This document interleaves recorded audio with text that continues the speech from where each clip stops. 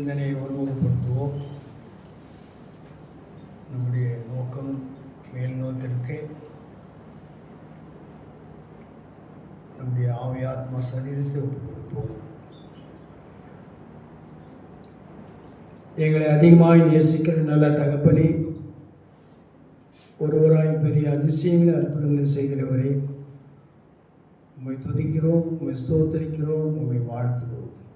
நீ பரிசுத்தர், நீ பரிசுத்தர், நீ பரிசுத்தர். எங்களுக்கு தேவையான எல்லாவற்றையும் தருகிறவர். உம்மை துதிக்கிறோம், உம்மை ஸ்தோத்திரிக்கிறோம். இந்த நேரத்தை எங்களுக்கு ஆசீர்வாதமாக்கி தாரும். எங்கள் இருதயத்தையும் எங்கள் செவியை விருத்து சேவை செய்து கேட்கிற சத்தியங்கள் எங்கள் கிரியை செய்ய உதவி செய்ய வேண்டும் என்று ஆண்டவர் ரட்சகருமாகிய இயேசு கிறிஸ்துவின் நல்ல நாமத்தில் வேண்டிக் கொள்கிறோம். எங்கள் ஜீவன் உள்ள நல்ல பிதாவை ஆமென்.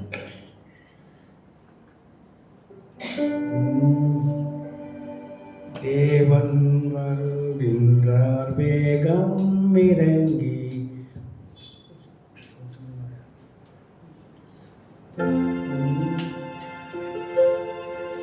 தேவன் வருகின்றார், வேகம் இறங்கி. தேவ பர்வதம் தன் பாதம் நிறுத்தி பூமியினை நியாயம் தீர்த்திடுவார். பூலோக மக்களும் கண்டிடுவார். இயேசு கிறிஸ்து வருகின்றார். இந்த கடைசி காலத்திலே கர்த்தரை குத்தின கண்கள் யாவும் கண்டு புலம்பிடுதே. கர்த்தரை குத்தின கண்கள் யாவும் கண்டு புலம்பிடுமே. ஏழாம் தலைமுறையேனோ குறைத்த எல்லாம் நிறைவேறும் காலம் நெருங்க. ஏழாம் தலைமுறை ஏனோ குறைத்த எல்லாம் நிறைவேறும் காலம் நெருங்க. இயேசு கிறிஸ்துவின் சத்தியத்தை ஏற்க மறுப்போர் நடுங்குவார். இயேசு கிறிஸ்துவின் சத்தியத்தை ஏற்க மறுத்தவர் நடுங்குவார். இயேசு கிறிஸ்து வருகிறார். இந்த கடைசி காலத்திலே கர்த்தரை குத்தின கண்கள் யாவும் கண்டு புலம்பிடுமே. கர்த்தரை குத்தின கண்கள் யாவும் கண்டு புலம்பிடுமே.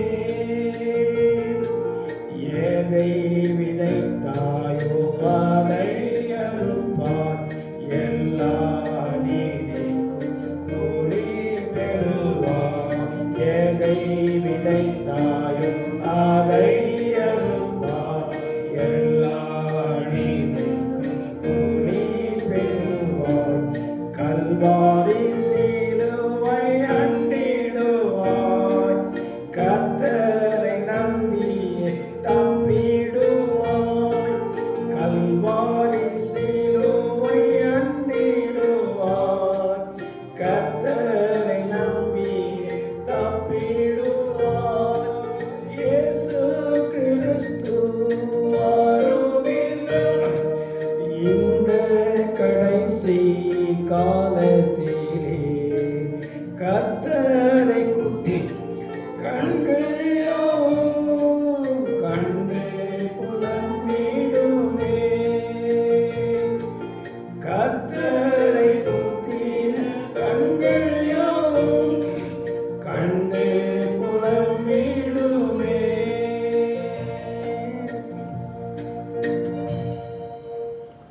யாவருக்கும் என் அன்பான வாழ்த்துதல்கள். இந்த நாளிலே எந்த செய்தியை கொடுக்கலாம் என்று ஆயத்தம் செய்தபோது ஒரே ஒரு ஒரு சுருக்கமான ஒரு வார்த்தை, வரும். என்னென்ன வரும், எப்படி வரும், இதை குறித்து ஒரு 7 வசனங்களை நான் குறிப்பிட்டு வந்துக்கிறேன். முதலாவது, தாவீது ராஜா அவருக்கு எல்லாம் இருக்குது, அவருக்கு தேவைன்றது ஒன்றுமே கிடையாது. அவர் பெரிய ராஜா, ஆனால் அவருக்கும் ஒரு கஷ்டங்கள் இருந்தது. அப்போது அவருக்கு முதலாவது பலன் இருந்தது, தேவையான பலன் இருந்தது. சிங்கத்தை கீழ்ச்சி போடுறது, கரடியை கீழ்ச்சி போடுறது, கோலியாத்தை கொன்றது, இப்படி அவனுக்கு பலன் தான். அந்த பலத்தை அவன் நம்பல. படைபலம் இருந்தது, பல படைபலத்தையும் அவன் நம்பலை. ஆனால் அவன் எதிர்பார்த்தது ஒரே ஒரு காரியம், எனக்கு உதவி செய்ய ஒருத்தர் தேவை. அது பரலோகத்தில் இருக்கிற வானத்தையும் பூமியை உண்டாக்கின கர்த்தரிடத்திலிருந்து எனக்கு ஒத்தாசை வரும். அந்த வரும் என்ற ஒரு வார்த்தையை குறித்து தான் இன்றைக்கு நாம் பேச போகிறோம். சங்கீதம் 121 1-2 வாசியம். எனக்கு ஒத்தாசை வரும் பர்வதங்களுக்கு நேராக என் கண்களை ஏறெடுக்கிறேன். வானத்தையும் பூமியையும் உண்டாக்கின கர்த்தரிடத்திலிருந்து எனக்கு ஒத்தாசை வரும். வானத்தையும் பூமியையும் உண்டாக்கின கர்த்தரிடத்திலிருந்து எனக்கு ஒத்தாசை வரும். அவ்வளோ பெரிய ராஜாவுக்கு எல்லாம் இருக்குது, அவருக்கு இல்லாத ஒன்றுமே கிடையாது. அதனால் அவருக்கு ஏகப்பட்ட கஷ்டங்கள், உபத்திரவங்கள், பாடுகள், பிள்ளைகள் நிமித்தமாக, மனைவிகள் நிமித்தமாக அதை ரெக்டிஃபை பண்ண முடியல அவரால். பலசாலி, படைபலம் உடையவர், வேண்டிய தங்கம் இருக்குது, வேண்டிய எல்லாம் இருக்குது அவருக்கு. ஆனாலும் அதை அவருக்கு இருக்கிற அந்த சூழ்நிலையில் அவருக்கு ஒரே ஒரு ஒத்தாசை தேவைப்பட்டுச்சு. அது அந்த ஒத்தாசை மேலிருந்து வரும் வந்துட்டு, வானத்தையும் பூமியை உண்டாக்கின இடத்துலேருந்து ஒத்தாசை வரும். அப்படி நம்ம கூட சுய புத்தியின் மேல் சாராமல், சுய பலத்திலே சார்ந்து ஜீவிக்காமல், நமக்கு ஏற்படுகிற கஷ்டங்களிலே, உபத்திரங்களிலே, பாடுகளிலே எங்கே நோக்கி பார்க்கணும்? கர்த்தரை நோக்கி பார்க்கணும். அவரை நோக்கி பார்க்கும்போது எல்லாமே வரும். வராமையும் போகலாம், ஆனால் வரும். விசுவாசம் இருக்கு நமக்கு. வரும் என்ற விசுவாசம். வரும் என்றால் எதிர்காலமாக, நிகழ்காலமாக, கடந்த காலமாக. வரும் என்றால் என்ன காலம்? Future expectation. இன்றைக்கி எல்லா கிறிஸ்தவனுடைய வாழ்க்கையிலும் ஒரு எக்ஸ்பெக்டேஷன் இருக்குது, தேவை இருக்குது. தேவையில்லாதவங்க யாருமே இல்லை. லட்சாதிபதியாக இருப்பாங்க, கோட்டீஸ்வரராக இருப்பாங்க, அவங்களுக்கு எல்லாம் இருக்கும். ஆனாலும் அவங்களுக்கு ஒன்றும் தேவை இருக்குது, அவங்களுக்கும் ஒரு தேவை இருக்குது. எதிர்பார்ப்போடு தான் ஆலயத்துக்கு வராங்க, எதிர்பார்ப்போடு தான் இன்னொருத்தர் சந்திக்கிறாங்க. இவரோட போனால் பேசணும், நமக்கு என்ன கிடைக்கும்? அதுதான் நம்முடைய சுபாவமாக இருக்குது. ஆனால் இங்கே தாவீது ராஜா என்ன சொல்கிறாரு? எனக்கு பரத்திலிருந்து வானத்தையும் பூமியை உண்டாக்கின கர்த்தரிடத்தில் எனக்கு ஒத்தாசை. 57 சங்கீதம் 3 வசனம் வாசிங்க. 57:3. என்னை விழுங்க பார்க்கிறவன் என்னை நிந்திக்கையில் அவர் பரலோகத்திலிருந்து ஒத்தாசை அனுப்பி என்னை ரட்சிப்பார். தேவன் தமது கிருபையையும் தமது சத்தியத்தையும் அனுப்புவார். பாருங்க, மற்ற வசனம் வாசித்த என்னை விழுங்க பார்க்கிறவன் என்னை நிந்திக்கையில் அவர் பரலோகத்திலிருந்து ஒத்தாசை அனுப்பி என்னை ரட்சிப்பார். தேவன் தமது கிருபையையும் தமது சத்தியத்தையும் அனுப்புவார். பாருங்க, பெரிய ராஜா, ஆனால் அவங்க எங்கே ஒத்தாசை எங்கே வந்து எதிர்பார்க்குறோம்? தேவனிடத்திலிருந்து வரும் அப்படின்னு எதிர்பார்க்குறோம். யாக்கோபு 1:17, யாக்கோபு 1:17.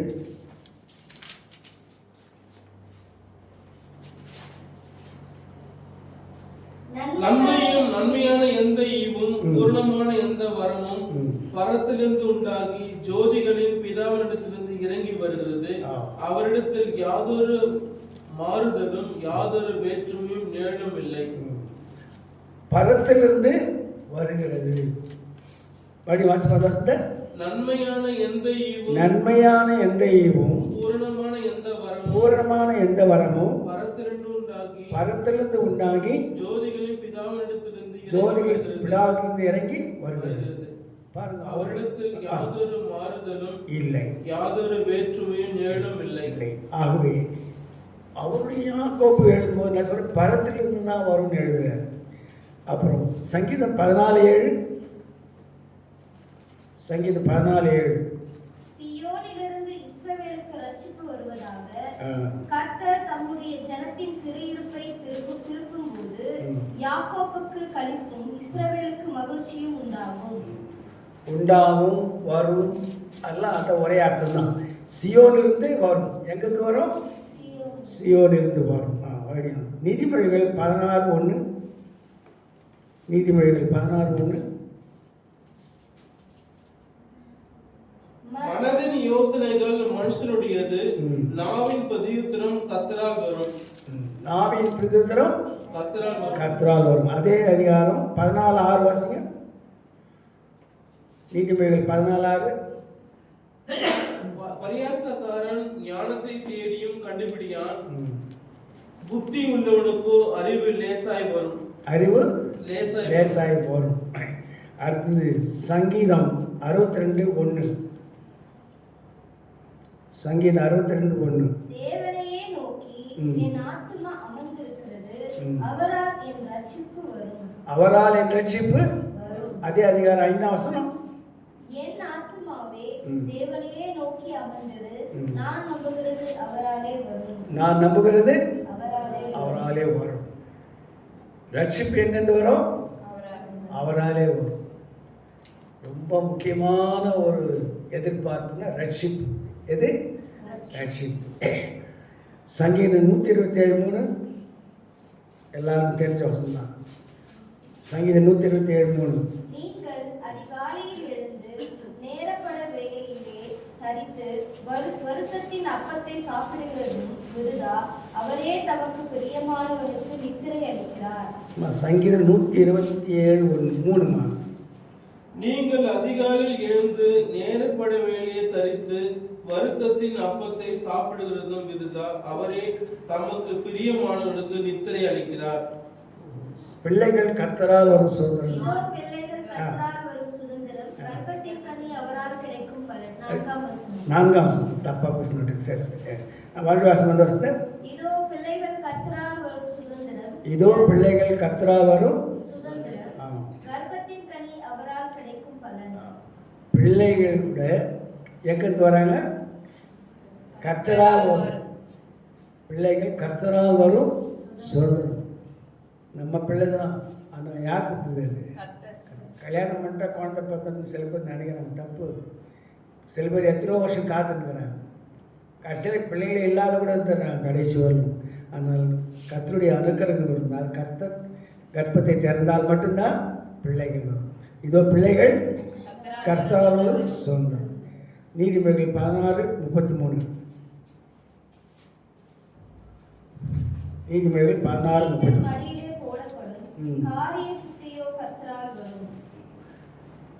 மறுபடியும் வாசிப்போம் வசனத்தை. சீட்டு மடியிலே போடப்படும், காரிய சித்தியோ கர்த்தரால் வரும். நமக்கு காரியம் ஆகணும், அது ஒரு சக்ஸஸ்ஃபுல்லாக ஆகணும்னா எங்கேருந்து வரும்? கர்த்தரால் வரும். நம்முடைய மூளை அறிவினாலோ திறமையினாலோ பலத்தினாலோ காசு இருக்கிறதுனாலோ அதெல்லாம் ஆகாது. அது யார் காரியம் எதனால் ஆகிறோம்? கர்த்தரால் தான் வரும். இப்போ சத்தியத்துக்கு வரும்.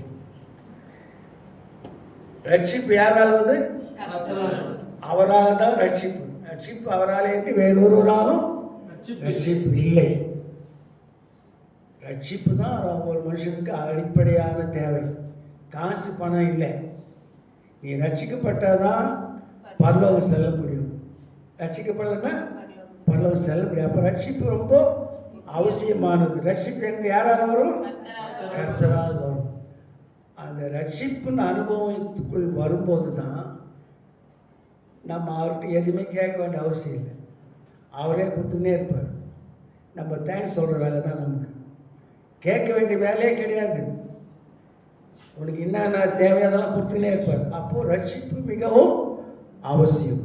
நீ ரட்சிக்கப்படாவிட்டால் கெட்டு போவாய். இப்போ சத்தியத்துக்கு வரும். பூமிக்குரியவன் பூமிக்குரியவரை சிந்திப்பான். நல்லா தெரிஞ்சுங்க. பூமிக்குரியவன் பூமிக்குரியவர்களை தான் சிந்திப்பான். அவன் வேறு சிந்தனையே வராது. எப்படியாவது வீடு கட்டிடணும், எப்படியாவது கார் வாங்கணும், எப்படியாவது பெரிய ஆளாகிடணும். இந்த பூலோகத்துக்குரிய சிந்தனை அவனுக்கு எப்பவுமே இருக்கும். அது இல்லாதவங்க யாருமே கிடையாது. ஆவிக்குரியவன் சொல்கிறவங்க கூட இந்த பூமிக்குரிய சிந்தனையோடு தான் இருக்கிறாங்க. பேச்சு தான் ஆவிக்குரியவங்களை சொல்கிறாங்களே தவிர அவனுடைய மெயின் தாட்ஸ் என்னன்னா பொட்டென்ஷியலாக இருக்கும். அவனை விட நம்ம நல்லா இருக்கும், அவரை விட நம்ம நல்லா இருக்கும், குறையே இருக்கக்கூடாது. இப்படி தான் மனுஷனுடைய சுபாவம் இருக்குது.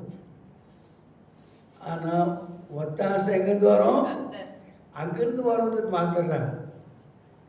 அவன் பூமிக்குரியவன் பூமிக்குரியவளே சிந்திக்கிறான், ஆவிக்குரியவன் ஆவிக்குரியவளே சிந்திக்கிறான். பூமிக்குரியவன் நரகத்துக்கு ஆட்களை சேர்க்கிறான், ஆவிக்குரியவன் பரலோகத்துக்கு ஆட்களை சேர்க்கிறான். மறுபடியும் சொல்கிறேன்.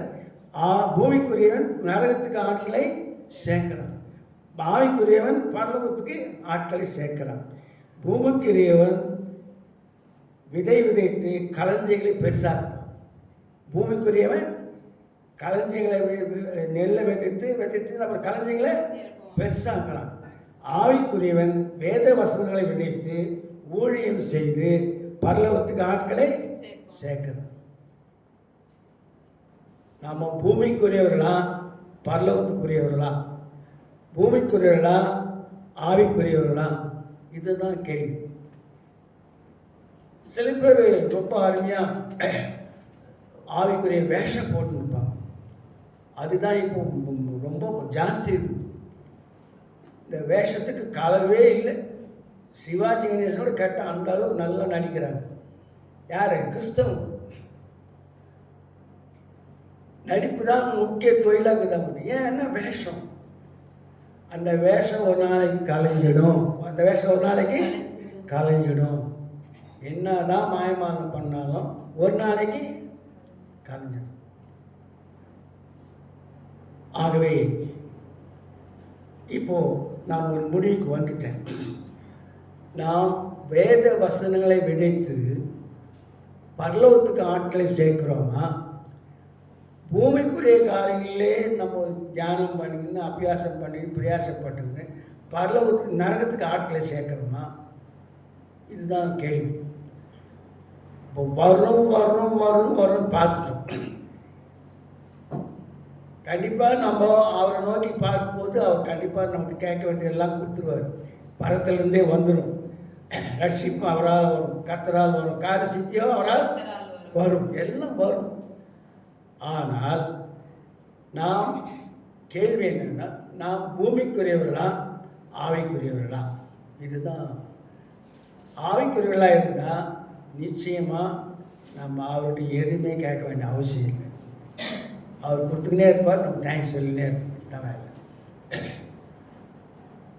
இப்போது ஒரு நல்ல உதாரணத்தை சொல்லி, இந்த இடத்திலே காட்பாடியிலே எனக்கு தெரிந்த என்னுடைய அதிகாரி ஒருத்தர் இருந்தார்.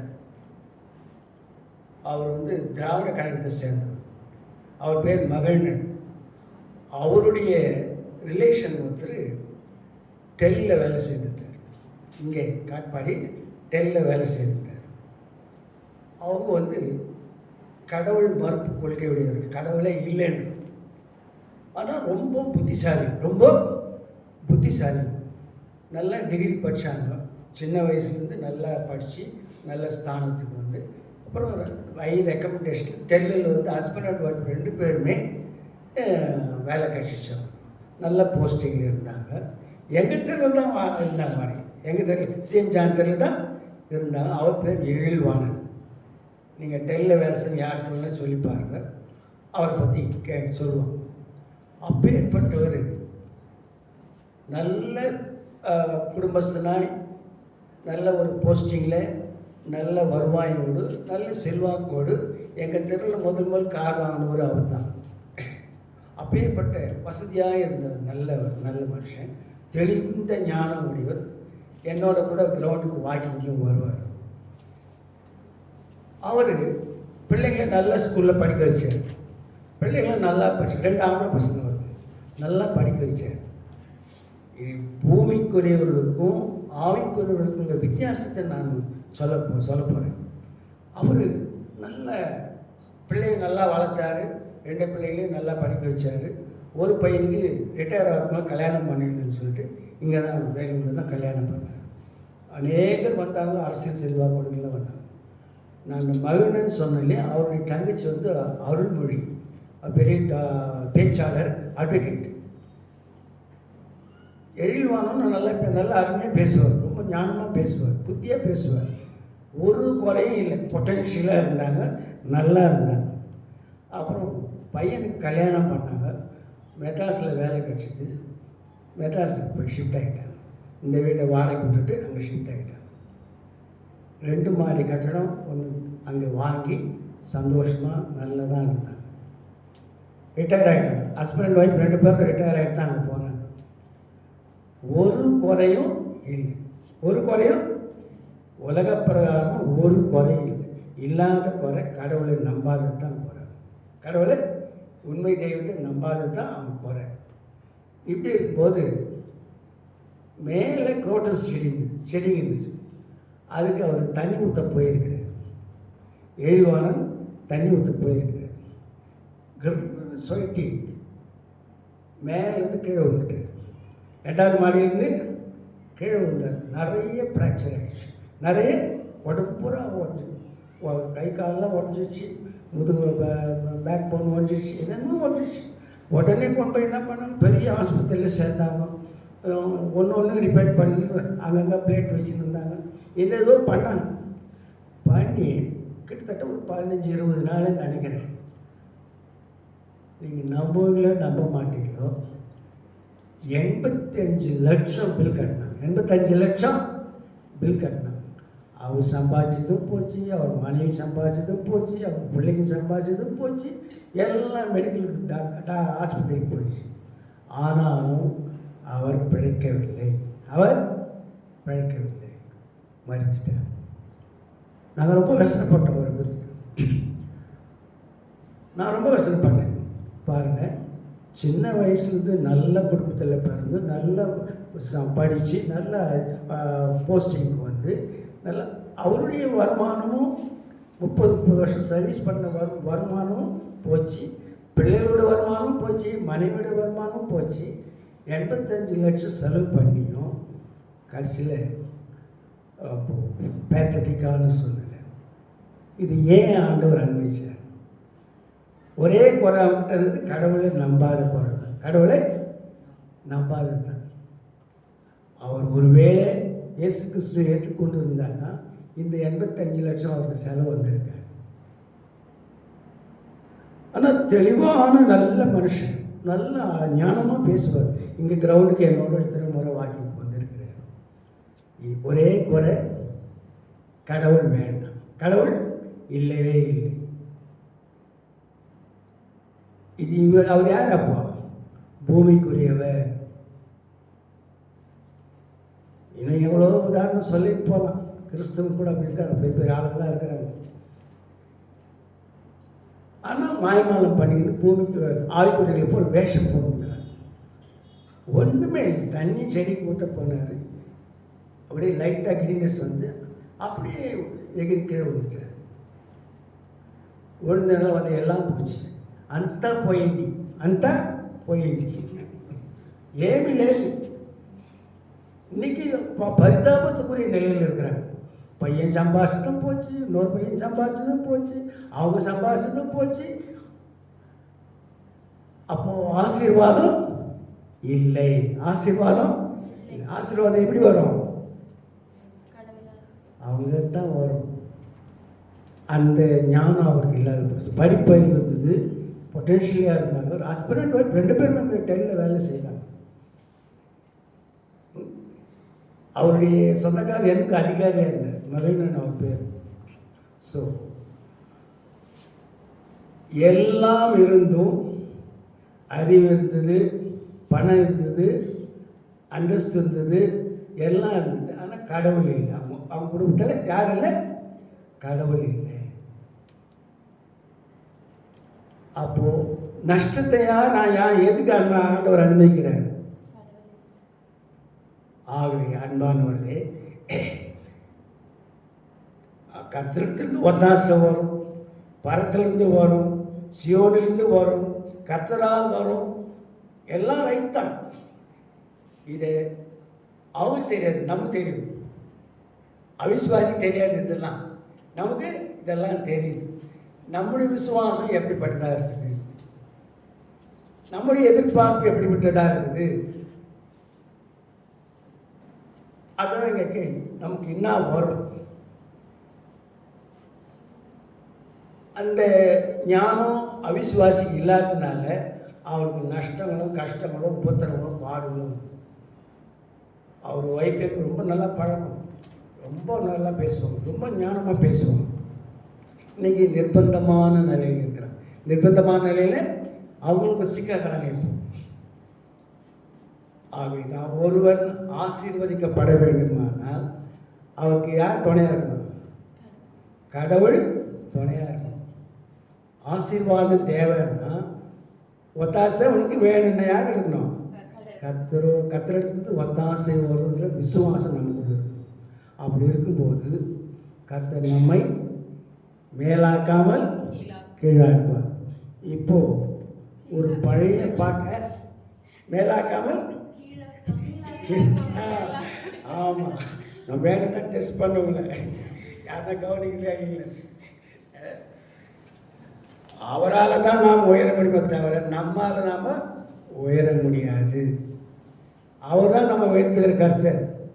அவர் தான் நம்மை, ஆமாம், மூளை அறிவினாலோ பலத்தினாலோ பணம் இருக்கிறதுனாலோ ஆஸ்தி இருக்கிறதுனாலோ சொத்து இருக்கிறதுனாலோ புகழ் இருக்கிறதுனாலோ அதெல்லாம் ஒன்றுமே நத்தி உன்னை உயர்த்தாது. இயேசு கிறிஸ்துவால் மட்டும்தான். இப்போது நான் சொல்லிட்டேன், ஒத்தாசாங்கிருந்து வரும், சியோனிலிருந்து வரும், எல்லாம் வரும். நமக்கு அது தெரிஞ்சுக்காது தான். இப்போ ஆண்டவர் அவர் எதிர்பார்க்குறாரு. அவருக்கு ஒரு எதிர்பார்ப்பு இருக்குது. அது இந்த பாட்டில் இருக்குது. இந்த பாட்டினுடைய கருத்தை நீங்கள் நல்லா கவனிங்க.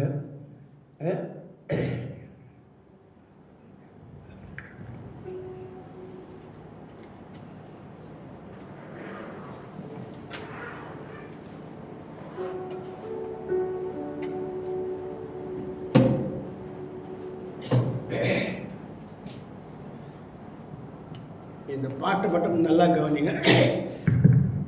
இது ஒரு ரொம்ப பழைய பாட்டு, ஒரு 100-120 வருஷத்துக்கு முன்னால் கட்டின பாட்டு. இதனுடைய கருத்துக்களை மட்டும் நீங்கள் கவனிங்க. ஆண்டவர் ஒரு எதிர்பார்ப்போடு இருக்கிறார். அதுக்காக தான் அவர் உலகத்துக்கு வந்தார். ஆண்டவர் எதுக்காக வந்தார்னா, ஒரு பாவியை ரட்சிப்பதுக்காக தான், ஒரு பாவிக்கு பரலோகம் கொடுப்பதுக்காக தான் அவர் வந்தார். அதை இந்த பக்தன் அழகாக பாடுறாரு. எப்படியும் பாவிகளை ஒப்புரவாக்கி கொள்வதற் இப்புவியில் உதித்தார் அற்புதம் தானே. எப்படி பாவிகளை ஒப்புரவாக்கி கொள்வதற்கு இப்புவியில்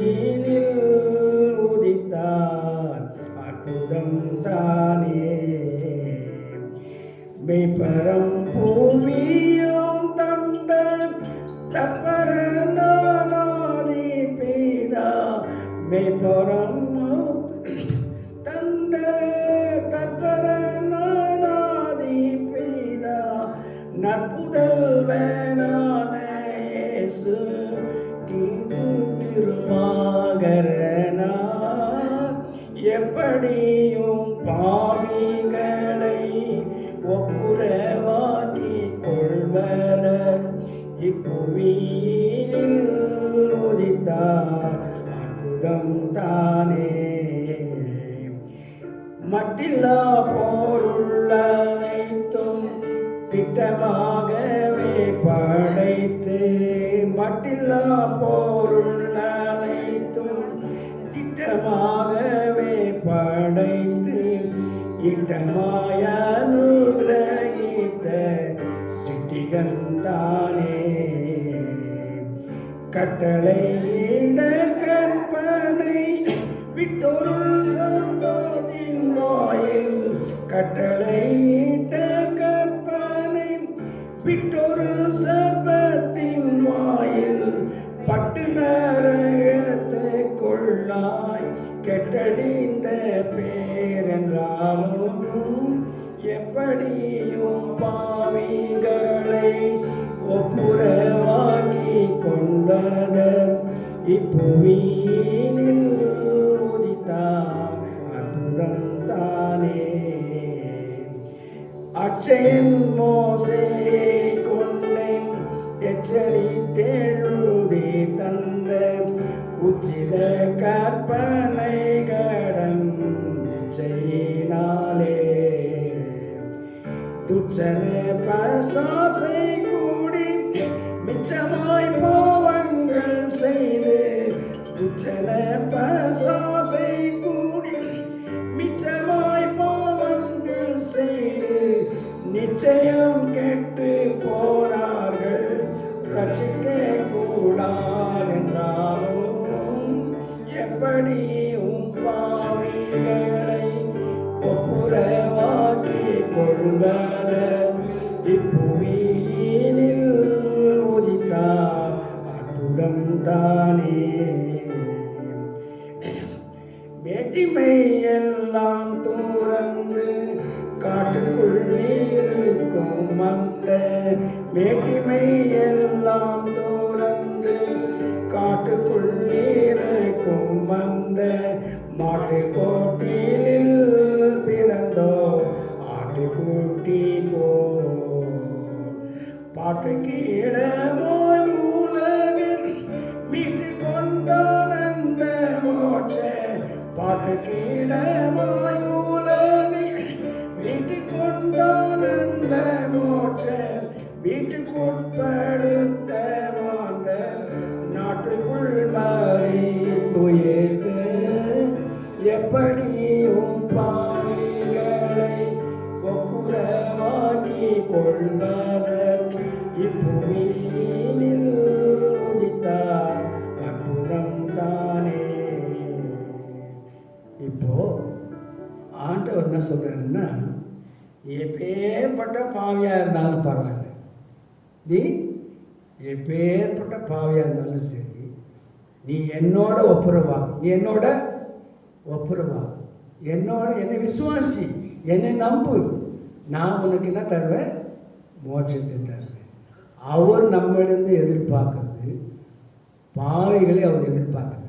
பாவிகளை ரட்சிக்கவே இயேசு கிறிஸ்து உலகத்தில் வந்தார். அடுத்தது பாருங்க, பிசாசுக்கு அடிமையாக இருந்தவங்கள என்ன பண்ண அதிலிருந்து மீட்டு நமக்கு ரட்சிக்கிறார். மூணாவது அடி வந்து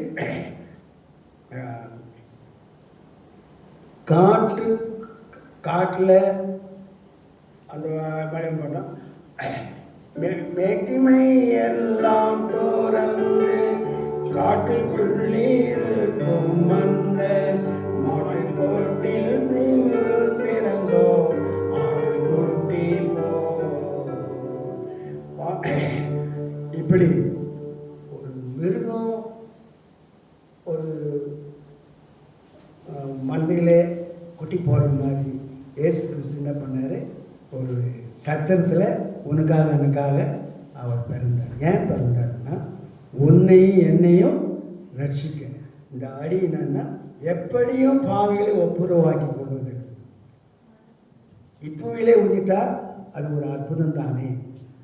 அவருடைய எதிர்பார்ப்பு நீங்களும் நானும் ரட்சிக்கப்பட வேண்டும். அவர் எதிர்பார்த்துக்கிறார். அவர் வருவாங்களா? கேஆர்எஸ் நகரில் இருக்கிற சமாதான சபையிலேருந்து வருவாங்களா? இந்த காட்பாடியில் இருக்கிற சபையிலேருந்து மற்ற சபையிலேருந்து என்னிடத்துக்கு வருவாங்களா? எப்பேற்பட்ட பாவியாக இருந்தாலும் அவருக்குள்ள ஒரு எதிர்பார்ப்பு, நமக்குள்ள ஒரு எப்படி ஒரு எதிர்பார்ப்பு வரும் வரும் வரும், வராமல் போகலாம், வந்தாலும் வரும், வராமல் போகலாம். ஆனால் வேதவசனம் சொல்லிட்டு கட்டாயம் வரும். எங்கேருந்து வரும்? மேலேருந்து வரும், சியோனிலிருந்து வரும், படத்திலிருந்து வரும், கத்திலிருந்து வரும். அந்த வரும் என்ற எதிர்பார்ப்பு நமக்குள்ளே இருப்பது போல ஆண்டவருக்கு ஒரு எதிர்பார்ப்பு, நீ என்னுடைய ராஜ்யத்துக்கு வருவியா வரமாட்டியா? அதுதான். எதை விதைத்தாயோ அதை அறுப்பாய், எல்லா நீதிக்கும் கூலி பெறுவாய். எதை விதைத்தாயோ அதை அறுப்பாய், எல்லா நீதிக்கும் கூலி பெறுவாய். அப்படி நாம் எதை விதைக்கிறோமோ அதை அறுப்போம். ஒன்றை விதைச்சா 9 ஒன்று விதைச்சா அது நல்லது வச்சா நல்லதே கிடைக்கும், கெட்டதை வச்சா கெட்டதே கிடைக்கும். ஆகவே நீங்களும் நானும் ஆண்டவருடைய பார்வையிலே எப்படிப்பட்டவர்களாக இருக்கிறோம்? பாவிகளாக இருக்கிறோமா? கெட்டுப்போன பாவிகளாக இருக்கிறோமா? துன்மார்க்கனாக இருக்கிறோமா? மோசமானவளாக இருக்கிறோமா? கபடி சூதி எல்லாம் நிறைஞ்சவளாக இருக்கிறோமா? அப்படி இருந்தால் கூட பரவாயில்ல, நீ வாப்பான்ற. அப்படி இருந்தால் கூட பரவாயில்ல, என்னை நம்பு, என்னை விசுவாசி, கர்த்தராகிய இயேசு கிறிஸ்து விசுவாசி, அப்பொழுது நீயும் உன் வீட்டாரும் ரட்சிக்கப்படுவீர்கள். அதான் ரட்சிப்பு தான் முக்கியம். சங்கீதம் 62:1 வாசி. 62:1, சங்கீதம் 62:1.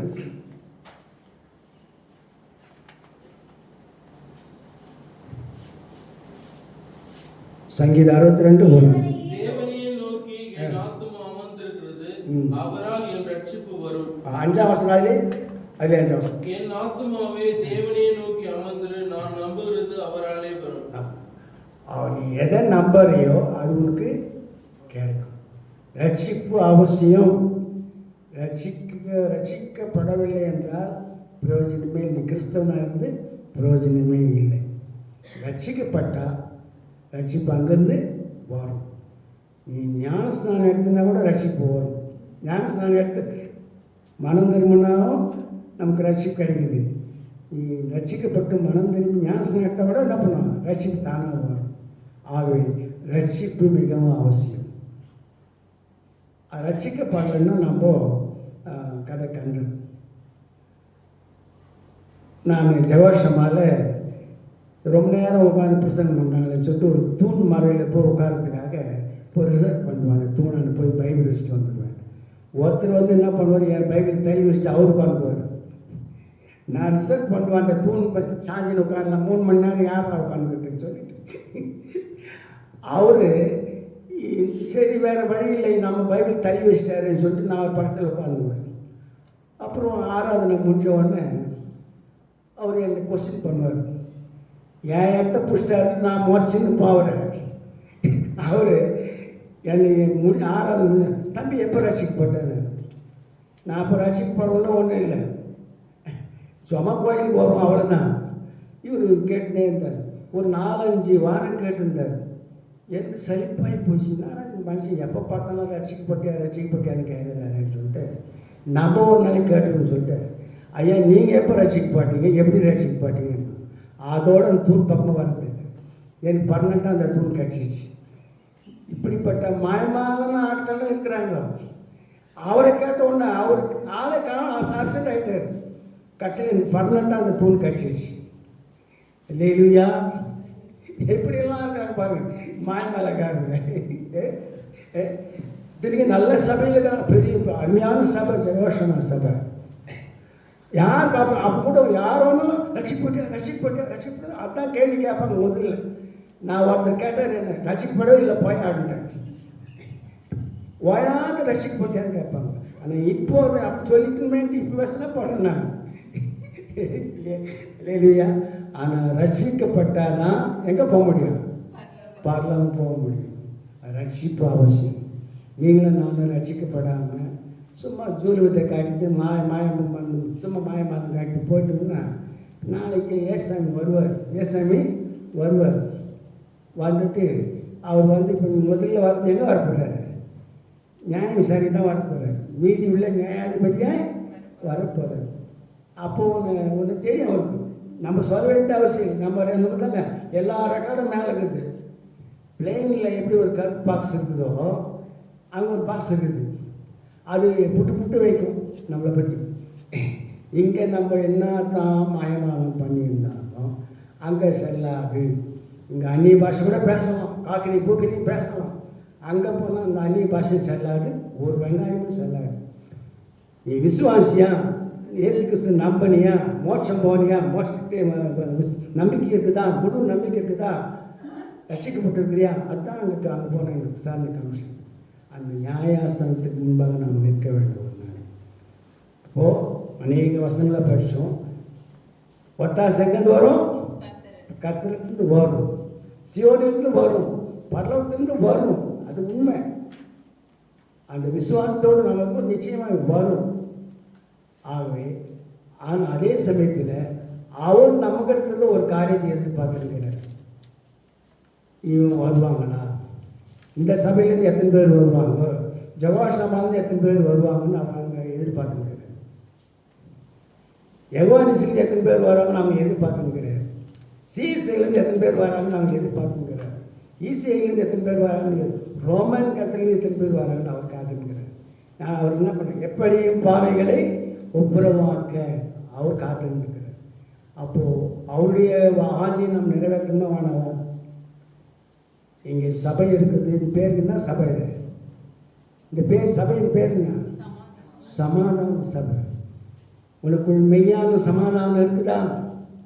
யோசிப்பா.